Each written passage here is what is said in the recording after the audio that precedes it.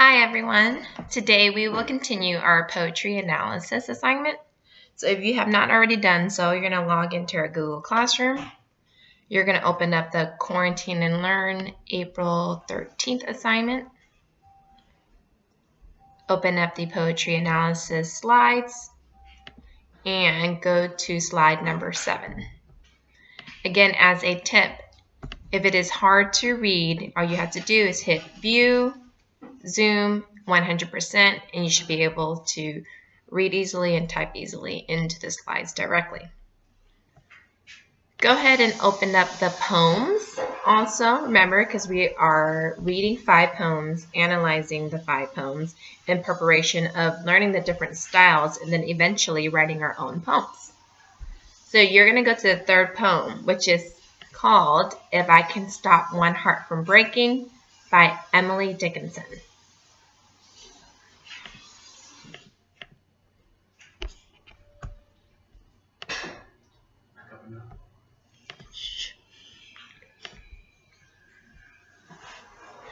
All right, let's get started reading. Please read along with me. If I Can Stop One Heart from Breaking by Emily Dickinson. If I can stop one heart from breaking, I shall not live in vain. If I can ease one life the aching, or cool one pain, or help one fainting robin unto his nest again, I shall not live in vain. Very short, right? Very short and simple. Okay, so the first thing you're going to do on page or slide number 7 of your poetry analysis assignment is you're going to react to the poem. How did this poem make you feel? And then what did this poem make you think of? I want 2 complete sentences for your feelings and 2 complete sentences for your thoughts. I recommend that you go through and read it again because it's so short to yourself and then just respond.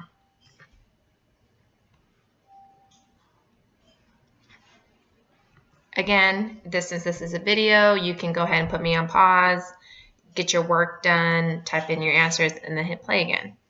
I'm going to move on to the bottom portion of slide number 7, where you're going to analyze the mood. Now, I have told you in the slides itself that the mood of this poem is inspirational. Now, I need you to give me 3 pieces of evidence to support that analysis of mood. So what 3 pieces of evidence can you find that will support that the mood is inspirational? If I were you, for support number 1, I would type in, I shall not live in vain. That's inspirational, right? Not living in vain means that your life had a purpose, that it was useful. That's one answer. You're welcome. Go ahead and find 2 more. And then let's move on to page 8. Slide 8. I'm sorry, I keep saying page. All right, for part 3, we're going to analyze the message. And again, I give you the message. The message of this poem is that our lives have meaning when we help others. That's the message that Emily Dickinson was trying to spread. What you're going to do is you are going to basically paraphrase her words into your own words. Let's look at the first one. I shall not live in vain if I can stop one heart from breaking. The message I got from that, or how I would paraphrase that, is if she can prevent one person from suffering, her life will have meaning. Please paraphrase the next 3 lines.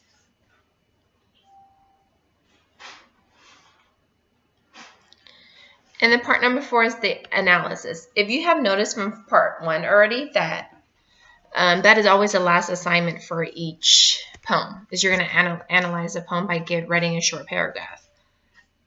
I have decided to write this one for you in hopes that you'll see how you should answer this question. And if it's not the same as what you've been doing, I hope that you will go back and change the past 2 poems. For Oranges by Gary Soto and was the first poem, Mother to Son by Langston Hughes. All right, so for this poem, what is the message of this poem? Emily Dickinson's poem, If I Can Stop One Heart from Breaking, is an inspirational poem about life. Dickinson's message in the poem is that our lives have meaning when we help others. She opens her poem by writing, "If I can stop one heart from breaking, I shall not live in vain." Her poem continues with ways that she can help others, either by soothing their pain or easing their aching. With each act of kindness, her life has meaning. Therefore, Dickinson's message is that our lives will not be wasted if we help others. Do you notice how I answered the question fully, then I gave evidence by citing the text, and then I reiterated my answer with the last line? That is what I expect in your written responses going forward. All right, let's move on to the next poem, Nothing Gold Can Stay by Robert Frost. So you should open up the poems document right now and read along with me, please. Nothing Gold Can Stay by Robert Frost. Nature's first green is gold, her heart is hue to hold. Her early leaves a flower, but only so an hour. Then leaf subsides to leaf, so Eden sank to grief. So dawn goes down to day, nothing gold can stay. Let's go to slide number 9 of our analysis.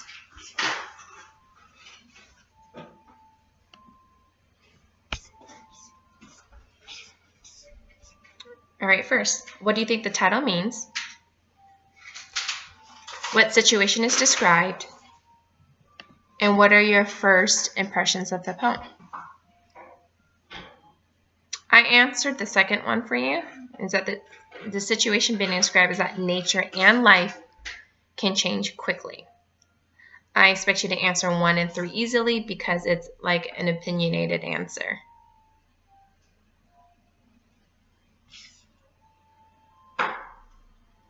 All right, then we're going to read it again and answer in the next part. So read it again with me, please.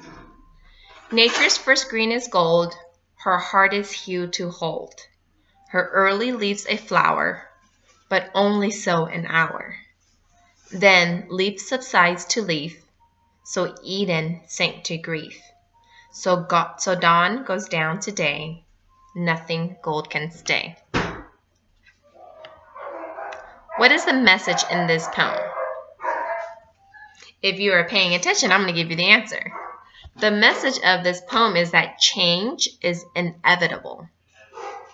Change is inevitable. It means throughout our lives, we're going to experience change. Just like in nature, they experience change, right? The color of the leaves, the flowers blooming, the different seasons. Change is inevitable. What word choices help bring Frost's subject to life? Number 3, I answered for you that the rhyme scheme is AABBCCDD because those are the 2 lines that rhyme with each other. And then number 4, I'm very excited to see. I want you to give me 3 examples of alliteration in this poem. Again, I want 3 examples of alliteration. Alliteration, if you do not remember, is the repetition of sounds. All right, next page, next slide. We're going to analyze metaphors. As a reminder, metaphors are the direct comparisons of 2 unlike things. I have done the first one for you. Nature's first green is gold.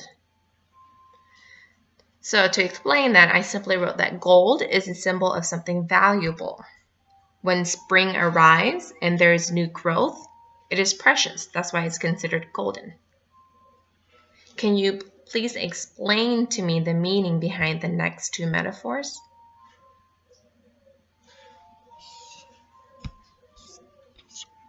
Then, as usual, you're going to have a paragraph response. How does Frost convey his message in this poem? Let me give you your first sentence. Get ready to type this.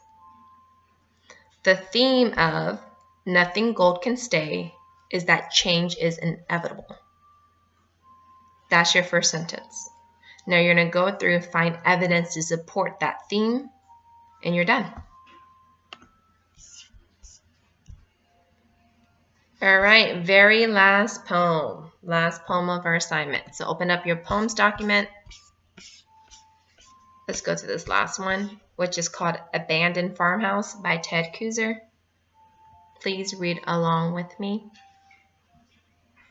He was a big man, says the size of his shoes, on a pile of broken dishes by the house. A tall man, too, says the length of the bed in an upstairs room, and a good, God-fearing man, says the Bible with a broken back on the floor below the window, dusty with sun. But not a man for farming, says the fields, cluttered with boulders in the leaky barn. A woman lived with him, says the bedroom wall, papered with lilacs, and the kitchen shelves covered with oilcloth. And they had a child, says a sandbox made from a tractor tire. Money was scarce, say the jars of plum preserves and canned tomatoes sealed in the cellar hole. And the winter's cold, say the rags in the window frames. It was lonely here, says the narrow country road. Something went wrong, says the empty house in the weed-choked yard. Stones in the fields say he was not a farmer. The still sealed jars in the cellar say she left in a nervous haste. And the child? His toys are strewn in the yard like branches after a storm. A rubber cow, a rusty tractor with a broken plow, a doll in overalls. Something went wrong, they say. Since that was a long poem, I suggest you go through now, pause me, read it one more time to yourselves. I am going to go ahead, though, and begin the analysis. All right, on slide number 11. The instructions are to write down 3 details from the poem to tell you something about each of the elements below. All right, so I did the first one for you, the man. I just wrote 3 details. He was big, he was tall, he was a God-fearing man. I simply took that from the poem. You're going to do the same thing for the woman, the child, and the farmhouse. 3 details each, please. And then let's analyze some figurative language, right? That's why we spent the last week and a half learning about figurative language. Find figurative language examples of the following. You're going to give me 1 example of personification, 1 example of simile, and 1 example of alliteration. Then, next slide number 12. You are going to paraphrase again, all right? Can you sense that this is a skill we've been working on? That's poetry, making sense of what the poet is saying and putting in your own words so you understand it. I did the first one for you. I read the poem, which is the 3 different stanzas. A stanza is kind of like a paragraph. There were 3 stanzas, 3 paragraphs. I looked at the first stanza, and I just put it in my own words. I expect you to do the same for 2 and 3. If you notice at the bottom of slide number 12, I answered what happened in the farmhouse, which is that something sudden and traumatic happened. And then what kind of event is Kooser trying to portray? Kooser's trying to portray a sad and desperate event. Using those 2 answers, you're going to explain, for slide 13, last slide, explain how Ted Kooser portrays the aftermath of a traumatic event in the poem Abandoned Farmhouse.